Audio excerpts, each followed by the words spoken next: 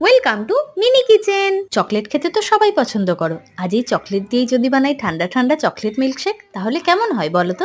চলো শুরু করা যাক। প্রথমেই নিয়ে নিচ্ছি একটা ডেয়ারি মিল্ক চকলেট। গরম দুধের মধ্যে দিয়ে দিচ্ছি চকলেট আর একটা চকলেট ক্রিম বিস্কিট। এখন দুধটা খুব ভালোভাবে ফুটিয়ে নিতে হবে, সাথে দিয়ে দিচ্ছি কিছুটা পরিমাণ চিনি। সবকিছু একসাথে খুব ভালোভাবে মিশিয়ে নিতে হবে। তারপর ওই চকলেট মিল্কটাকে ঠান্ডা করে নিতে হবে। এখন নিয়ে নিচ্ছি একটা চকলেট সিরাপ, সেটা গ্লাসের গায়ে খুব ভালোভাবে ডিজাইন করে লাগিয়ে নিতে হবে। এখন ওই গ্লাসের মধ্যে দিয়ে দিচ্ছি ঠান্ডা করে রাখা চকলেট মিল্ক। এখন ওই চকলেট মিল্কের সাথে অ্যাড করছি কিছু বরফের টুকরো। ওপর থেকে গার্নিশিং এর জন্য অ্যাড করছি চকলেট পাউডার।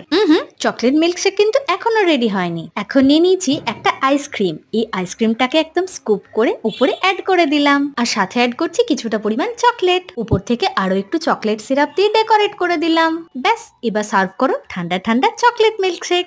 মিল্কশেকের রেসিপি ভালো লাগলে একটা লাইক করে দিও, আর ডোন্ট ফরগেট টু সাবস্ক্রাইব।